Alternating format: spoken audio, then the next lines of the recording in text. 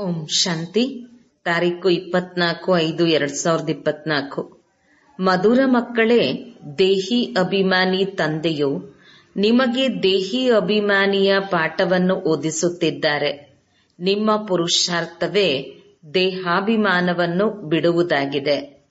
ಪ್ರಶ್ನೆ: ದೇಹಾಭಿಮಾನಿಯಾಗುವುದರಿಂದ ಮೊಟ್ಟ ಮೊದಲು ಯಾವ ಕಾಯಿಲೆಯು ಉತ್ಪನ್ನವಾಗುತ್ತದೆ?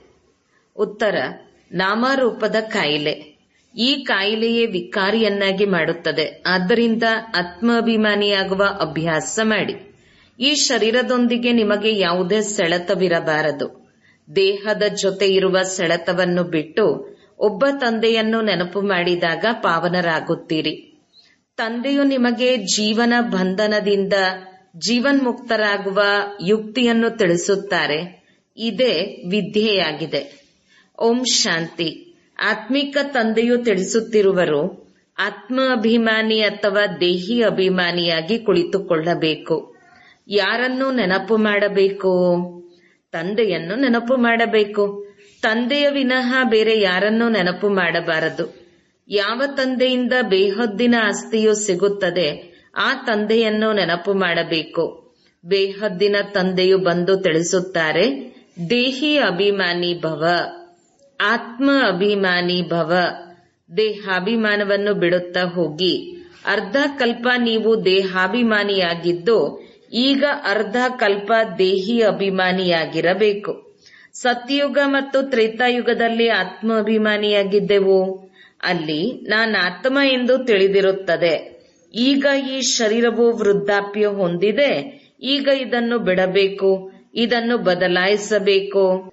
ಸರ್ಪ ತನ್ನ ಪೊರೆಯನ್ನು ಕಳಚುವಂತೆ ನೀವು ಸಹ ಹಳೆಯ ಶರೀರವನ್ನು ಬಿಟ್ಟು ಮತ್ತೊಂದು ಶರೀರದಲ್ಲಿ ಪ್ರವೇಶ ಮಾಡುತ್ತೀರಿ. ಆದುದರಿಂದ ನೀವೀಗ ಆತ್ಮಾಭಿಮಾನಿಯಾಗಬೇಕು. ಆ ರೀತಿ ಯಾರು ಮಾಡುತ್ತಾರೆ? ತಂದೆ. ಅವರು ಸದಾ ಆತ್ಮಾಭಿಮಾನಿಯಾಗಿರುತ್ತಾರೆ. ಅವರೆಂದಿಗೂ ದೇಹಾಭಿಮಾನಿಯಾಗುವುದಿಲ್ಲ. ಬಲೆ ಒಮ್ಮೆ ಮಾತ್ರ ಬಂದರೂ ಸಹ ದೇಹಾಭಿಮಾನಿಯಾಗುವುದಿಲ್ಲ. ಏಕೆಂದರೆ ಈ ಶರೀರವಂತೂ ಬೇರೆಯವರದಾಗಿದ್ದು ಲೋನ್ ಆಗಿ ಪಡೆಯಲಾಗುತ್ತದೆ. ಈ ಶರೀರದ ಜೊತೆಗೆ ಅವರಿಗೆ ಸೆಳೆತವಿರುವುದಿಲ್ಲ. ಲೋನ್ ತೆಗೆದುಕೊಳ್ಳುವುದರ ಜೊತೆ ಸೆಳೆತವಿರುವುದಿಲ್ಲ. ಈ ಶರೀರವನ್ನಂತೂ ಬಿಡಬೇಕಾಗುತ್ತದೆ ಎಂದು ತಿಳಿದುಕೊಂಡಿರುತ್ತಾರೆ. ತಂದೆಯು ತಿಳಿಸುತ್ತಾರೆ, ನಾನೇ ಬಂದು ನೀವು ಮಕ್ಕಳನ್ನು ಪಾವನ ಮಾಡುತ್ತೇನೆ. ನೀವು ಸತೋಪ್ರಧಾನರಾಗಿದ್ದವರೇ ಮತ್ತೆ ತಮೋಪ್ರಧಾನರಾಗಿದ್ದೀರಿ. ಈಗ ಪುನಃ ಪಾವನರಾಗಲು ನಿಮಗೆ ನನ್ನ ಜೊತೆ ಸಂಬಂಧ ಜೋಡಿಸುವುದನ್ನು ಕಲಿಸುತ್ತೇನೆ. ಯೋಗ ಎಂಬ ಅಕ್ಷರ ಹೇಳದೆ ನೆನಪು ಎಂದು ಹೇಳುವುದು ಸರಿಯಾಗಿದೆ. ನೆನಪನ್ನು ಕಲಿಸಿಕೊಡುತ್ತೇನೆ. ಮಕ್ಕಳು ತಂದೆಯನ್ನು ನೆನಪು ಮಾಡುತ್ತೀರಿ. ಈಗ ನೀವು ಸಹ ತಂದೆಯನ್ನು ನೆನಪು ಮಾಡಬೇಕು. ಆತ್ಮವೇ ನೆನಪು ಮಾಡುತ್ತದೆ. ಯಾವಾಗ ರಾವಣ ರಾಜ್ಯವು ಆರಂಭವಾಗುತ್ತದೆ ಆಗ ನೀವು ದೇಹಿ ಅಭಿಮಾನಿಯಾಗಿ ಬಿಡುತ್ತೀರಿ. ನಂತರ ತಂದೆಯು ಬಂದು ಆತ್ಮಾಭಿಮಾನಿಗಳನ್ನಾಗಿ ಮಾಡುತ್ತಾರೆ. ದೇಹಾಭಿಮಾನಿಯಾಗುವುದರಿಂದ ನಾಮರೂಪದಲ್ಲಿ ಸಿಲುಕಿಕೊಳ್ಳುತ್ತೀರಿ, ವಿಕಾರಿಯಾಗಿ ಬಿಡುತ್ತೀರಿ. ಇಲ್ಲವೆಂದರೆ ನೀವೆಲ್ಲರೂ ನಿರ್ವಿಕಾರಿಗಳಾಗಿದ್ದೀರಿ. ಮತ್ತೆ ಪುನರ್ಜನ್ಮವನ್ನು ಪಡೆಯುತ್ತಾ ಪಡೆಯುತ್ತಾ ವಿಕಾರಿಯಾಗಿ ಬಿಡುತ್ತೀರಿ. ಜ್ಞಾನ ಹಾಗೂ ಭಕ್ತಿ ಎಂದು ಯಾವುದಕ್ಕೆ ಹೇಳಲಾಗುತ್ತದೆ ಎಂದು ತಂದೆಯೇ ತಿಳಿಸುತ್ತಾರೆ. ಭಕ್ತಿಯು ದ್ವಾಪರದಿಂದ ಪ್ರಾರಂಭವಾಗುತ್ತದೆ. ಅದು ಪಂಚವಿಕಾರ ರೂಪಿ ರಾವಣನಿಂದ ಸ್ಥಾಪನೆಯಾಗುತ್ತದೆ. ಭಾರತವನ್ನೇ ರಾಮರಾಜ್ಯ ಹಾಗೂ ರಾವಣ ರಾಜ್ಯವೆಂದು ಕರೆಯಲಾಗುತ್ತದೆ. ಆದರೆ ಎಷ್ಟು ಸಮಯ ರಾಮರಾಜ್ಯ ನಡೆಯುತ್ತದೆ, ಎಷ್ಟು ಸಮಯ ರಾವಣ ರಾಜ್ಯ ನಡೆಯುತ್ತದೆ ಎಂದು ಮನುಷ್ಯರು ತಿಳಿದುಕೊಂಡಿಲ್ಲ. ಈ ಸಮಯ ಎಲ್ಲರೂ ತಮೋಪ್ರಧಾನ ಕಲ್ಲು ಬುದ್ಧಿಯವರಾಗಿದ್ದಾರೆ. ಜನ್ಮವೇ ಭ್ರಷ್ಟಾಚಾರದಿಂದ ಆಗುತ್ತದೆ. ಆದ್ದರಿಂದ ಇದನ್ನು ವಿಕಾರಿ ಪ್ರಪಂಚವೆಂದು ಕರೆಯಲಾಗುವುದು. ಹಳೆಯ ಪ್ರಪಂಚ ಹಾಗೂ ಹೊಸ ಪ್ರಪಂಚಕ್ಕೆ ಹಗಲು ರಾತ್ರಿಯ ಅಂತರವಿದೆ. ಹೊಸ ಪ್ರಪಂಚದಲ್ಲಿ ಕೇವಲ ಭಾರತ ಒಂದೇ ಇತ್ತು. ಭಾರತದಂತಹ ಪವಿತ್ರ ಖಂಡ ಬೇರೆ ಯಾವ ಖಂಡವಾಗಲು ಸಾಧ್ಯವಿಲ್ಲ. ಹಾಗೆಯೇ ಭಾರತದಷ್ಟು ಅಪವಿತ್ರ ಖಂಡವು ಬೇರೆ ಯಾವ ಖಂಡವೂ ಆಗುವುದಿಲ್ಲ. ಅದೇ ಮತ್ತೆ ಅಪವಿತ್ರವಾಗುತ್ತದೆ ಮತ್ತು ಪವಿತ್ರವಾಗುತ್ತದೆ. ದೇವಿ ದೇವತೆಗಳು ಪವಿತ್ರವಾಗಿದ್ದರೆಂದು ನೀವು ತಿಳಿದುಕೊಂಡಿದ್ದೀರಿ. ನಂತರ ಪುನರ್ಜನ್ಮವನ್ನು ಪಡೆಯುತ್ತಾ ಪಡೆಯುತ್ತಾ ಅಪವಿತ್ರರಾಗಿ ಬಿಟ್ಟಿದ್ದಾರೆ. ಎಲ್ಲದಕ್ಕಿಂತ ಹೆಚ್ಚು ಜನ್ಮಗಳನ್ನು ಇವರೇ ಪಡೆಯುತ್ತಾರೆ. ತಂದೆಯು ತಿಳಿಸುತ್ತಾರೆ, ನಾನು ಅನೇಕ ಜನ್ಮಗಳ ಅಂತ್ಯದ ಜನ್ಮದಲ್ಲಿ, ಅದರಲ್ಲಿಯೂ ಅಂತ್ಯದ ಸಮಯದಲ್ಲಿ ಬರುತ್ತೇನೆ. ಇವರೇ ಮೊದಲು 84 ಜನ್ಮಗಳನ್ನು ಪೂರ್ಣ ಮಾಡಿ ವಾನಪ್ರಸ್ಥದಲ್ಲಿ ಬರುತ್ತಾರೋ ಆಗ ಪ್ರವೇಶ ಮಾಡುತ್ತೇನೆ. ತ್ರಿಮೂರ್ತಿ ಬ್ರಹ್ಮ ವಿಷ್ಣು ಶಂಕರರು ಸಹ ಇದ್ದಾರೆ. ಆದರೆ ಯಾರಿಗೂ ತಿಳಿದಿಲ್ಲ, ಏಕೆಂದರೆ ತಮೋಪ್ರಧಾನರಾಗಿದ್ದಾರಲ್ಲವೇ. ಯಾರದೇ ಜೀವನ ಚರಿತ್ರೆ ಯಾವುದೇ ಮನುಷ್ಯ ಮಾತ್ರರಿಗೆ ತಿಳಿದಿಲ್ಲ. ಪೂಜೆ ಮಾಡುತ್ತಾರೆ, ಆದರೆ ಅಂಧಶ್ರದ್ಧೆಯಾಗಿದೆ. ಭಕ್ತಿಗೆ ಬ್ರಾಹ್ಮಣರ ರಾತ್ರಿ ಮತ್ತು ಸತ್ಯಯುಗಕ್ಕೆ ಬ್ರಾಹ್ಮಣರ ಹಗಲು ಎಂದು ಹೇಳಲಾಗುತ್ತದೆ. ಈಗ ಬ್ರಹ್ಮ ಪ್ರಜಾಪಿತ, ಆದರೆ ಅವಶ್ಯವಾಗಿ ಮಕ್ಕಳು ಸಹ ಇರುತ್ತಾರಲ್ಲವೇ. ಇಲ್ಲೂ ಸಹ ತಿಳಿಸಲಾಗಿದೆ, ಬ್ರಾಹ್ಮಣರ ಕುಲ ಇರುತ್ತದೆ, ವಂಶ ಇರುವುದಿಲ್ಲ. ಬ್ರಾಹ್ಮಣರು ಶಿಕೆಯಾಗಿದ್ದಾರೆ, ಶಿಕೆ ಕಂಡು ಬರುತ್ತದೆ. ಶ್ರೇಷ್ಠಾತಿ ಶ್ರೇಷ್ಠ ಓದಿಸುವವರು ಪರಮಪಿತ ಶಿವ ಆಗಿದ್ದಾರೆ. ಅವರ ಹೆಸರು ಒಂದೇ ಆಗಿದೆ. ಆದರೆ ಭಕ್ತಿ ಮಾರ್ಗದಲ್ಲಿ ಲೆಕ್ಕವಿಲ್ಲದಷ್ಟು ಹೆಸರುಗಳನ್ನು ಇಟ್ಟಿದ್ದಾರೆ. ಭಕ್ತಿ ಮಾರ್ಗದಲ್ಲಿ ಶೋ ಆಡಂಬರ ಬಹಳ ಇರುತ್ತದೆ. ಎಷ್ಟೊಂದು ಚಿತ್ರಗಳು, ಎಷ್ಟೊಂದು ಮಂದಿರಗಳು ಇವೆ. ಯಜ್ಞ, ತಪ, ದಾನ, ಪುಣ್ಯ ಮುಂತಾದವುಗಳೆಲ್ಲ ಮಾಡುತ್ತಾರೆ. ಭಕ್ತಿಯಿಂದ ಭಗವಂತ ಸಿಗುತ್ತಾರೆ ಎಂದು ಹೇಳುತ್ತಾರೆ. ಯಾರಿಗೆ ಸಿಗುತ್ತಾರೆ? ಯಾರು ಮೊಟ್ಟ ಮೊದಲು ಬರುತ್ತಾರೆ ಅವರೇ ಮೊಟ್ಟ ಮೊದಲು ಭಕ್ತಿ ಶುರು ಮಾಡುತ್ತಾರೆ. ಯಾರು ಬ್ರಾಹ್ಮಣರಿಂದ ದೇವತೆಗಳಾಗುತ್ತಾರೆ ಅವರೇ ಯಥ ರಾಜಾರಾಣಿ ತಥಾ ಪ್ರಜೆಗಳು.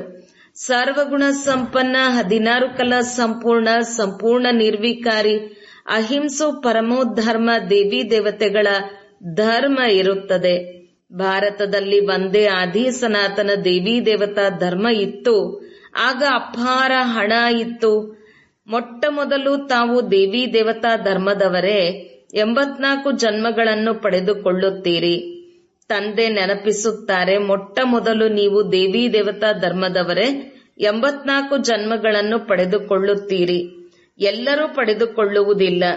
ಇರುವುದು 84 ಜನ್ಮಗಳು ಮಾತ್ರ. ಅವರು 84 ಲಕ್ಷ ಜನ್ಮಗಳು ಎಂದು ಹೇಳುತ್ತಾರೆ. ಕಲ್ಪದ ಆಯಸ್ಸು ಸಹ ಲಕ್ಷಾಂತರ ವರ್ಷ ಎಂದು ಹೇಳಿಬಿಟ್ಟಿದ್ದಾರೆ. ತಂದೆಯು ಹೇಳುತ್ತಾರೆ, ಇದು 5000 ವರ್ಷಗಳ ಡ್ರಾಮಾ. ಅಂದಾಗ ಇದು ಜ್ಞಾನವಾಗಿದೆ. ಜ್ಞಾನ ಸಾಗರ ಒಬ್ಬರೇ ಶಿವ ಬಾಬಾ ಎಂದು ಗಾಯನವಿದೆ. ಅವರು ಸೀಮಿತವಾದ ತಂದೆಯಾಗಿದ್ದಾರೆ. ಇವರು ಬೇಹದ್ದಿನ ತಂದೆಯಾಗಿದ್ದಾರೆ. ಸೀಮಿತವಾದ ಲೌಕಿಕ ತಂದೆಯವರಿದ್ದರೂ ಸಹ ದುಃಖ ಆದಾಗ ಬೇಹದ್ದಿನ ತಂದೆಯನ್ನು ನೆನಪು ಮಾಡುತ್ತಾರೆ. ಪುನರ್ಜನ್ಮವನ್ನು ಪಡೆದುಕೊಳ್ಳುತ್ತಾ ಪ್ರಪಂಚ ಹಳೆಯದು, ತಮೋ ಪ್ರಧಾನ ಆಗಿಬಿಡುತ್ತದೆ. ಆಗ ತಂದೆ ಬರುತ್ತಾರೆ. ಸೆಕೆಂಡಿನಲ್ಲಿ ಜೀವನ್ಮುಕ್ತಿ ಸಿಗುತ್ತದೆ. ಯಾರಿಂದ ಸಿಗುತ್ತದೆ? ಬೇಹದ್ದಿನ ತಂದೆಯಿಂದ ಸಿಗುತ್ತದೆ. ಅಂದಾಗ ಖಂಡಿತ ಜೀವನ ಬಂಧನದಲ್ಲಿ ಇದ್ದಾರೆ. ಪತಿತರು ನಂತರ ಪಾವನರಾಗಬೇಕು. ಇದು ಸೆಕೆಂಡಿನ ಮಾತಾಗಿದೆ. ಜ್ಞಾನ 1 ಸೆಕೆಂಡಿನದ್ದಾಗಿದೆ.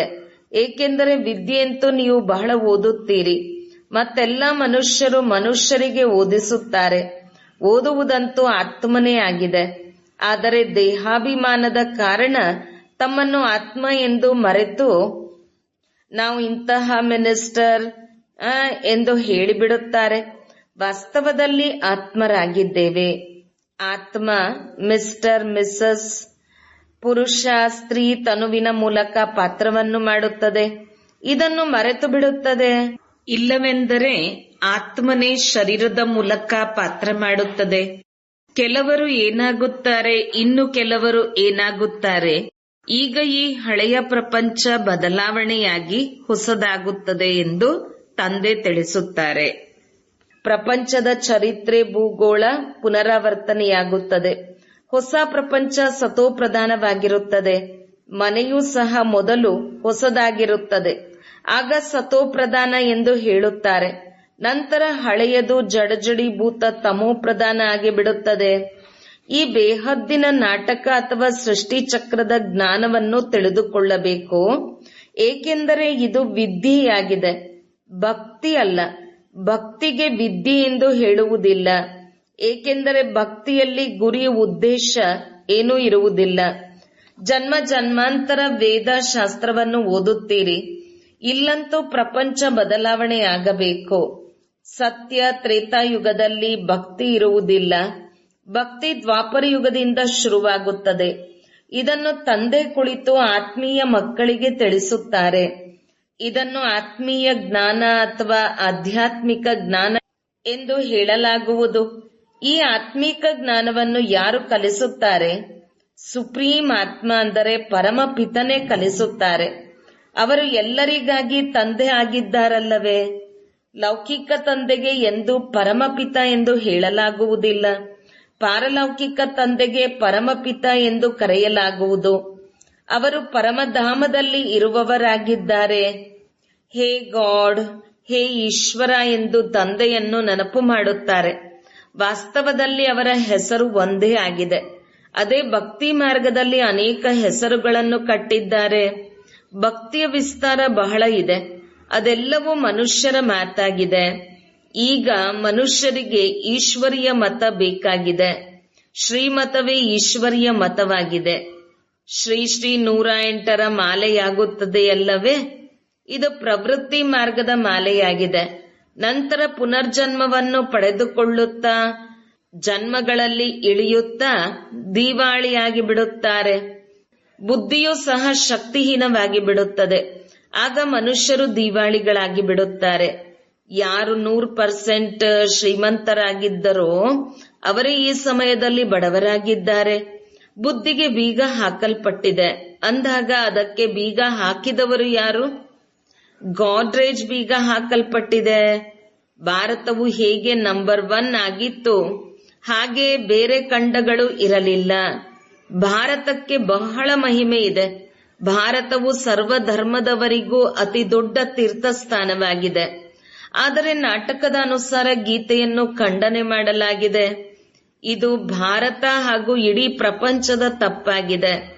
ಭಾರತದಲ್ಲಿಯೇ ಗೀತೆಯ ಖಂಡನೆ ಮಾಡಲಾಗಿದೆ. ಅದೇ ಗೀತಾ ಜ್ಞಾನದಿಂದ ತಂದೆಯು ಹೊಸ ಪ್ರಪಂಚವನ್ನು ಮಾಡುತ್ತಾರೆ ಹಾಗೂ ಸರ್ವರ ಸದ್ಗತಿಯನ್ನು ಮಾಡುತ್ತಾರೆ. ಭಾರತವು ಎಲ್ಲದಕ್ಕಿಂತ ಶ್ರೇಷ್ಠ ಹಾಗೂ ಶ್ರೀಮಂತ ಖಂಡವಾಗಿತ್ತು. ಪುನಃ ಆಗುತ್ತಿದೆ. ಇದು ಉಲ್ಟಾ ವೃಕ್ಷವಾಗಿದೆ. ಈ ವೃಕ್ಷದ ಬೀಜ ಮೇಲಿದೆ. ಅವರಿಗೆ ವೃಕ್ಷಪತಿ ಎಂದು ಕರೆಯಲಾಗುವುದು. ಬೃಹಸ್ಪತಿ ದಶೆಯೂ ಇರುತ್ತದೆಯಲ್ಲವೇ? ತಂದೆಯು ತಿಳಿಸುತ್ತಾರೆ, ನಾನು ಪ್ರಕೃತಿ ಪತಿ ಬಂದಾಗ ಭಾರತಕ್ಕೆ ಬೃಹಸ್ಪತಿ ದಶೆ ಕುಳಿತುಕೊಳ್ಳುತ್ತದೆ. ಅದು ಶ್ರೇಷ್ಠವಾಗಿ ಬಿಡುತ್ತದೆ. ನಂತರ ರಾವಣ ಬಂದಾಗ ರಾಹುವಿನ ದಶೆ ಕುಳಿತುಕೊಳ್ಳುತ್ತದೆ. ಭಾರತದ ಸ್ಥಿತಿಯು ಏನಾಗಿ ಬಿಟ್ಟಿದೆ? ಅಲ್ಲಾದರೂ ನೀವು ಪವಿತ್ರವಾಗಿರುವ ಕಾರಣ ನಿಮ್ಮ ಆಯಸ್ಸು ದೀರ್ಘವಾಗಿರುತ್ತದೆ. ಅರ್ಧಕಲ್ಪದವರೆಗೂ ನೀವು 21 ಜನ್ಮಗಳನ್ನು ತೆಗೆದುಕೊಳ್ಳುತ್ತೀರಿ. ಉಳಿದ ಅರ್ಧಕಲ್ಪದ ಭೋಗಿ ಆಗಿರುವ ಕಾರಣ ಕಡಿಮೆ ಆಯಸ್ಸುಳ್ಳವರಾಗಿ 63 ಜನ್ಮಗಳನ್ನು ತೆಗೆದುಕೊಳ್ಳುತ್ತೀರಿ. ಈಗ ತಂದೆಯು ತಿಳಿಸುತ್ತಾರೆ, ಸತೋಪ್ರಧಾನರಾಗಲು ನನ್ನೊಬ್ಬನನ್ನೇ ನೆನಪು ಮಾಡಿ. ಎಲ್ಲಾ ಧರ್ಮದವರು ಈ ಸಮಯದಲ್ಲಿ ತಮೋಪ್ರಧಾನರಾಗಿದ್ದಾರೆ. ನೀವು ಈ ಜ್ಞಾನವನ್ನು ಎಲ್ಲರಿಗೂ ತಿಳಿಸಬಹುದು. ಆತ್ಮಿಕ ತಂದೆ ಒಬ್ಬರೇ ಆಗಿದ್ದಾರೆ. ಎಲ್ಲರೂ ಸಹೋದರರಾಗಿದ್ದಾರೆ. ಏಕೆಂದರೆ ನಾವೆಲ್ಲ ಆತ್ಮಗಳು ಒಬ್ಬ ತಂದೆಯ ಮಕ್ಕಳಾಗಿದ್ದೇವೆ. ಹಿಂದೂ ಮುಸಲ್ಮಾನ್ ಸಹೋದರ ಸಹೋದರರೆಂದು ಹೇಳುತ್ತಾರೆ. ಆದರೆ ಅರ್ಥವನ್ನು ತಿಳಿದುಕೊಂಡಿಲ್ಲ. ಆತ್ಮ ಹೇಳುವುದು ಸರಿ ಇದೆ. ಎಲ್ಲರೂ ಆತ್ಮರೂಪಿ ಸಹೋದರರ ತಂದೆ ಒಬ್ಬರೇ ಆಗಿದ್ದಾರೆ. ಹಿರಿಯ ತಂದೆಯೇ ಆಸ್ತಿಯನ್ನು ಕೊಡಬೇಕಾಗಿರುವುದು. ಅವರು ಭಾರತದಲ್ಲಿಯೇ ಬರುತ್ತಾರೆ. ಭಾರತದಲ್ಲಿಯೇ ಶಿವ ಜಯಂತಿಯನ್ನು ಆಚರಿಸುತ್ತಾರೆ. ಆದರೆ ಅವರು ಯಾವಾಗ ಬಂದಿದ್ದರು ಎಂದು ಯಾರಿಗೂ ತಿಳಿದಿಲ್ಲ. ನಿಮ್ಮದು ಪಂಚವಿಕಾರಗಳ ಜೊತೆ ಯುದ್ಧವಾಗಿದೆ. ಕಾಮ ನಿಮ್ಮ ನಂಬರ್ 1 ಶತ್ರುವಾಗಿದೆ. ರಾವಣನನ್ನು ಸುಡುತ್ತಾರೆ ಎಂದರೆ ಅವನು ಯಾರು, ಏಕೆ ಸುಡುತ್ತಾರೆ, ಏನನ್ನು ತಿಳಿದುಕೊಂಡಿಲ್ಲ. ದ್ವಾಪರದಿಂದ ಕೆಳಗೆ ಇಳಿಯುತ್ತಾ ನೀವು ಈ ಸಮಯದಲ್ಲಿ ಪತೀತರಾಗಿದ್ದೀರಿ. ಒಂದು ಕಡೆ ಶಿವತಂದೆಯನ್ನು ನೆನಪು ಮಾಡುತ್ತಾ ಪೂಜೆ ಮಾಡುತ್ತಾರೆ, ಮತ್ತೊಂದು ಕಡೆ ಸರ್ವವ್ಯಾಪಿ ಎಂದು ಹೇಳುತ್ತಾರೆ. ಯಾರು ನಿಮ್ಮನ್ನು ವಿಶ್ವದ ಮಾಲೀಕರನ್ನಾಗಿ ಮಾಡಿದರೋ ಅವರನ್ನೇ ನೀವು ಮಾಯೆಯ ಬಂಧನದಲ್ಲಿ ಬಂದು ನಿಂದನೆ ಮಾಡುತ್ತೀರಿ. ತಂದೆಯು ತಿಳಿಸುತ್ತಾರೆ, ಮಧುರ ಮಕ್ಕಳೇ, ನೀವು ನನ್ನನ್ನು ಲೆಕ್ಕವಿಲ್ಲದಷ್ಟು ಜನ್ಮಗಳಲ್ಲಿ ಕರೆದೊಯ್ಯುತ್ತೀರಿ. ನನ್ನನ್ನು ಕಣಕಣದಲ್ಲಿ ಇದ್ದೀರಿ ಎಂದು ಕೇಳಿಬಿಟ್ಟಿದ್ದೀರಿ. ಇದು ಸಹ ನಾಟಕದಲ್ಲಿ ಮಾಡಲ್ಪಟ್ಟಿದೆ. ಬೇಹದ್ದಿನ ತಂದೆಯನ್ನು ನಿಂದಿಸುತ್ತಾ ಎಷ್ಟೊಂದು ಪಾಪಾತ್ಮಗಳಾಗಿ ಬಿಟ್ಟಿದ್ದೀರಿ. ರಾವಣ ರಾಜ್ಯವಾಗಿದೆಯಲ್ಲವೇ? ಈ ಸಮಯದಲ್ಲಿ ಎಲ್ಲರೂ ಭಕ್ತರಾಗಿದ್ದಾರೆಂದು ನೀವು ತಿಳಿದುಕೊಂಡಿದ್ದೀರಿ. ಸರ್ವರ ಸದ್ಗತಿಯನ್ನು ಮಾಡುವವರು ಯಾರಾಗಿದ್ದಾರೆ? ಸತ್ಯಖಂಡವನ್ನು ಸ್ಥಾಪನೆ ಮಾಡುವವರು ಎಲ್ಲ ತಂದೆ ಆಗಿದ್ದಾರೆ. ರಾವಣನಿಗೆ ತಂದೆ ಎಂದು ಹೇಳುವುದಿಲ್ಲ. ಎಲ್ಲರಲ್ಲಿಯೂ ಪಂಚವಿಕಾರಗಳಿವೆ. ವಿಕಾರದಿಂದ ಜನ್ಮ ಆಗುವುದರಿಂದ ಭ್ರಷ್ಟಾಚಾರಿ ಎಂದು ಹೇಳಲಾಗುವುದು. ದೇವತೆಗಳಿಗೆ ಸಂಪೂರ್ಣ ನಿರ್ವಿಕಾರಿಗಳು ಎಂದು ಹೇಳಲಾಗುವುದು. ಈಗ ಸಂಪೂರ್ಣ ವಿಕಾರಿಯಾಗಿದ್ದಾರೆ. ಯಾವ ದೇವತೆಗಳು ಪೂಜ್ಯರಾಗಿದ್ದರೋ ಅವರೇ ನಂತರ ಪೂಜಾರಿಗಳಾಗಿದ್ದಾರೆ. ಅವರು ಆತ್ಮವನ್ನೇ ಪರಮಾತ್ಮ ಎಂದು ಹೇಳಿಬಿಡುತ್ತಾರೆ. ಪರಮಾತ್ಮ ತಂದೆಯು ಇದು ತಪ್ಪಾಗಿದೆ ಎಂದು ಹೇಳುತ್ತಾರೆ. ಮೊಟ್ಟ ಮೊದಲು ತಮ್ಮನ್ನು ಆತ್ಮ ಎಂದು ನಿಶ್ಚಯ ಮಾಡಿಕೊಳ್ಳಿ. ನಾನು ಆತ್ಮ, ಈ ಸಮಯ ಬ್ರಾಹ್ಮಣ ಕುಲದವನಾಗಿದ್ದೇನೆ, ನಂತರ ದೇವತಾ ಕುಲದಲ್ಲಿ ಹೋಗುತ್ತೇನೆ. ಈ ಬ್ರಾಹ್ಮಣ ಕುಲ ಸರ್ವೋತ್ತಮ ಕುಲವಾಗಿದೆ. ಬ್ರಾಹ್ಮಣರ ರಾಜ್ಯವಿಲ್ಲ, ಬ್ರಾಹ್ಮಣರೇ ಶ್ರೇಷ್ಠವಾಗಿದ್ದಾರೆ. ನೀವು ಬ್ರಾಹ್ಮಣರಲ್ಲವೇ? ಎಲ್ಲದಕ್ಕಿಂತಲೂ ಮೇಲೆ ಶಿವತಂದೆ ಇದ್ದಾರೆ. ಭಾರತದಲ್ಲಿಯೇ ವಿರಾಟ ರೂಪವನ್ನು ಮಾಡಿದ್ದಾರೆ. ಆದರೆ ಅಲ್ಲಿ ಬ್ರಾಹ್ಮಣರ ಶಿಕೆಯೂ ಇಲ್ಲ, ಬ್ರಾಹ್ಮಣರ ತಂದೆಯೂ ಇಲ್ಲ. ಅರ್ಥವನ್ನಂತೂ ಸ್ವಲ್ಪವೂ ತಿಳಿದುಕೊಂಡಿಲ್ಲ. ತ್ರಿಮೂರ್ತಿಯ ಅರ್ಥವನ್ನು ತಿಳಿದಿಲ್ಲ. ಇಲ್ಲವೆಂದರೆ ಭಾರತದ ರಾಷ್ಟ್ರ ಚಿಹ್ನೆ ಈ ತ್ರಿಮೂರ್ತಿ ಶಿವ ಆಗಬೇಕಿತ್ತು. ಈಗ ಇದು ಮುಳ್ಳುಗಳ ಕಾಡಾಗಿದೆ. ಆದ್ದರಿಂದ ಕಾಡು ಪ್ರಾಣಿಗಳನ್ನು ರಾಷ್ಟ್ರ ಚಿಹ್ನೆಗಳನ್ನಾಗಿ ಮಾಡಿದ್ದಾರೆ. ಅದರಲ್ಲಿ ಸತ್ಯಮೇವ ಜಯತೆ ಎಂದು ಬರೆಯಲಾಗಿದೆ. ಸತ್ಯಯುಗದಲ್ಲಿ ಹುಲಿ ಕುರಿ ಜೊತೆಯಲ್ಲಿ ಒಂದೇ ದಡದಲ್ಲಿ ನೀರು ಕುಡಿಯುವುದನ್ನು ತೋರಿಸಿದ್ದಾರೆ. ಸತ್ಯಮೇವ ಜಯತೆ ಅಂದರೆ ವಿಜಯಿ. ಎಲ್ಲರೂ ಕ್ಷೀರಖಂಡವಾಗಿರುತ್ತಾರೆ. ಯಾವುದೇ ಜಗಳ ಆಗುವುದಿಲ್ಲ. ರಾವಣ ರಾಜ್ಯದಲ್ಲಿ ಉಪ್ಪು ನೀರು, ರಾಮರಾಜ್ಯದಲ್ಲಿ ಕ್ಷೀರಖಂಡವಾಗುತ್ತಾರೆ. ಇದನ್ನು ಮುಳ್ಳುಗಳ ಕಾಡು ಎಂದು ಕರೆಯಲಾಗುವುದು. ಮೊಟ್ಟ ಮೊದಲು ಎಲ್ಲರಿಗೂ ಕಾಮವಿಕಾರದ ಮುಳ್ಳನ್ನು ಚುಚ್ಚುತ್ತಾರೆ. ತಂದೆಯು ಕಾಮ ಮಹಾಶತ್ರು ಎಂದು ತಿಳಿಸುತ್ತಾರೆ. ಇದು ಆದಿ ಮಧ್ಯ ಅಂತ್ಯ ದುಃಖ ಕೊಡುವಂತದ್ದಾಗಿದೆ. ಹೆಸರೇ ರಾವಣ ರಾಜ್ಯವಾಗಿದೆ. ತಂದೆಯು ತಿಳಿಸುತ್ತಾರೆ, ಈ ಪಂಚವಿಕಾರಗಳನ್ನು ಗೆದ್ದು ಜಗಜ್ಜೀತರಾಗಿ ಈ ಅಂತಿಮ ಜನ್ಮದಲ್ಲಿ ನಿರ್ವಿಕಾರಿಗಳಾಗಿ ನೀವು ತಮೋ ಪ್ರಧಾನ ಪತೀತರಾಗಿದ್ದಿರಿ. ಪುನಃ ಸತೋ ಪ್ರಧಾನ ಪಾವನರಾಗಿ. ಗಂಗೆಯು ಪತೀತ ಪಾವನಿ ಅಲ್ಲ. ಶರೀರದ ಕೊಳೆಯನ್ನು ಮರೆಯಲ್ಲಿ ಇರುವ ನೀರಿನಿಂದ ತೆಗೆಯಬಹುದು, ಆದರೆ ಆತ್ಮವಂತೂ ಸ್ವಚ್ಛ ಆಗುವುದಿಲ್ಲ. ಭಕ್ತಿ ಮಾರ್ಗದಲ್ಲಿ ಅನೇಕಾನೇಕ ಗುರುಗಳಿದ್ದಾರೆ. ಸದ್ಗತಿ ಮಾಡುವಂತಹವರು ಸದ್ಗುರುವು ಒಬ್ಬರೇ ಆಗಿದ್ದಾರೆ. ಸುಪ್ರೀಂ ತಂದೆಯೂ ಆಗಿದ್ದಾರೆ, ಸುಪ್ರೀಂ ಶಿಕ್ಷಕನೂ ಆಗಿದ್ದಾರೆ, ಸುಪ್ರೀಂ ಸದ್ಗುರುವೂ ಆಗಿದ್ದಾರೆ. ಅವರೇ ನಿಮಗೆ ಸೃಷ್ಟಿಯ ಆದಿ ಮಧ್ಯ ಅಂತ್ಯದ ಜ್ಞಾನವನ್ನು ತಿಳಿಸುತ್ತಾರೆ. ಒಳ್ಳೆಯದು. ಮಧುರಾತಿ ಮಧುರ ಅಗಲಿ ಮರಳಿ ಸಿಕ್ಕಿರುವಂತಹ ಮಕ್ಕಳಿಗೆ ಪ್ರೀತಿಯ ಮಾತಾಪಿತಾ ಬಾಪ್ ದಾದರವರ ನೆನಪು, ಪ್ರೀತಿ ಹಾಗೂ ಸುಪ್ರಭಾತ. ಆತ್ಮೀಯ ಮಕ್ಕಳಿಗೆ ಆತ್ಮೀಯ ತಂದೆಯ ನಮಸ್ತೆ. ಧಾರಣೆಗಾಗಿ ಮುಖ್ಯ ಸಾರ. 1.